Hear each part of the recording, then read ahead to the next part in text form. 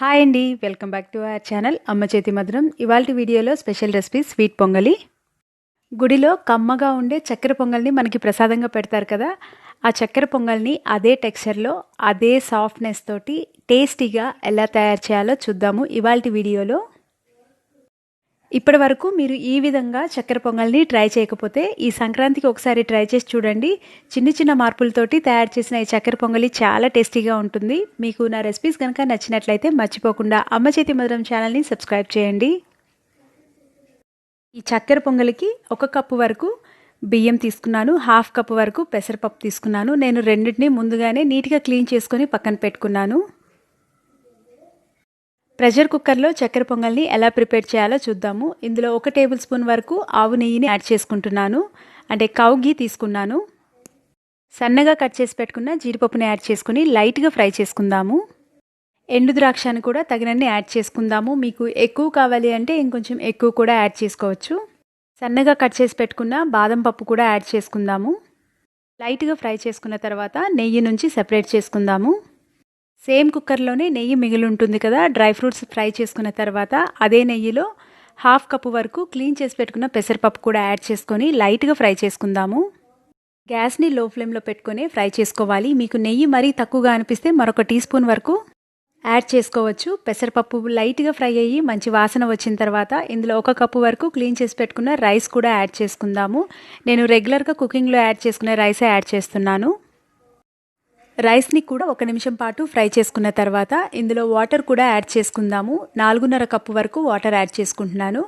అంటే 1 కప్పు రైస్కి 3 cups water add చేసుకుంటున్నాను. 1/2 కప్పు పెసరపప్పుకి 1.5 కప్పు వాటర్ యాడ్ చేసుకుంటున్నాను.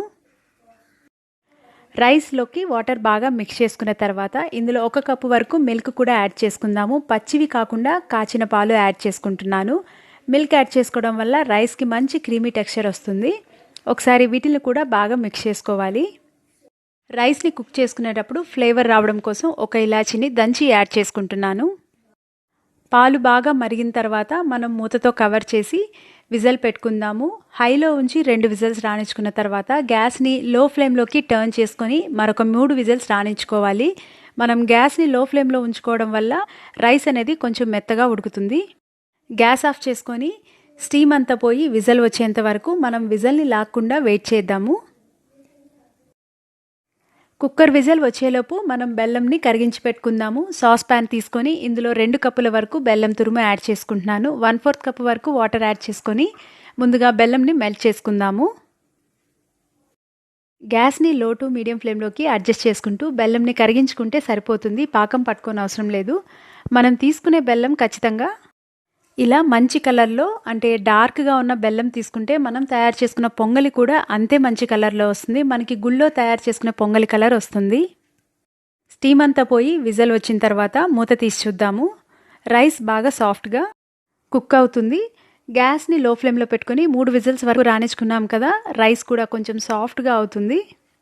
రైస్ని మరీ మ్యాష్ చేసినట్లుగా కాకుండా లైట్గా కలుపుకుంటే సరిపోతుంది. ఇందులో ముందుగా మనం ప్రిపేర్ చేసి పెట్టుకున్న జాగరీ సిరప్ని ఫిల్టర్ చేసుకుందాము.